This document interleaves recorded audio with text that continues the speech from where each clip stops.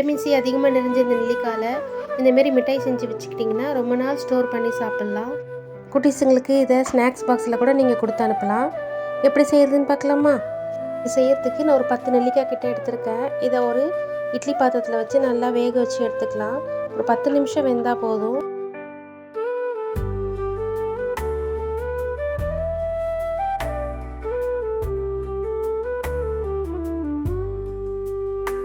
நல்லா வெந்துருச்சு. இது உள்ளே இருக்கிற கொட்டையை எடுத்துகிட்டு இந்தமாரி குட்டி குட்டி பீசஸாக நம்ம கட் பண்ணி எடுத்துக்கலாம்.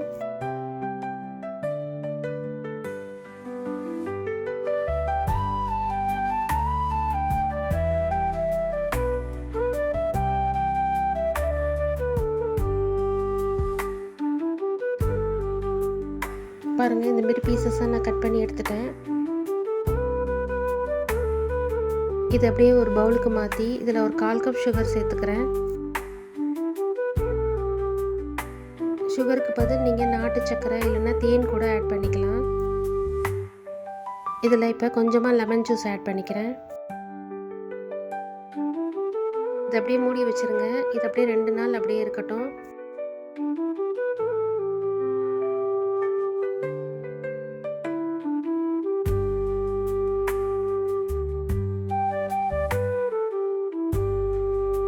அப்பப்போ நடுவில் ஓப்பன் பண்ணி மிக்ஸ் மட்டும் பண்ணி விடுங்க.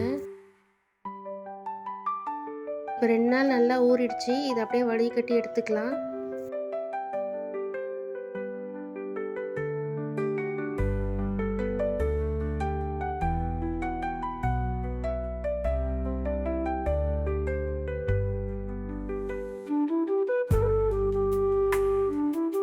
இது அப்படியே ஒரு பிளேட்டுக்கு மாற்றி நல்லா வெயிலில் ஒரு 2 நாள் காய வச்சு எடுத்துக்கோங்க.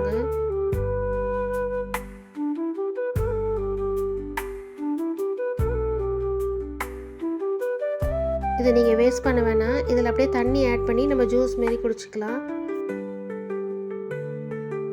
இப்போ இது 2 நாள் நல்லா காஞ்சிருச்சு. இது மேலே கொஞ்சமாக சர்க்கரையை பொடி பண்ணி ஆட் பண்ணிக்கிறேன்.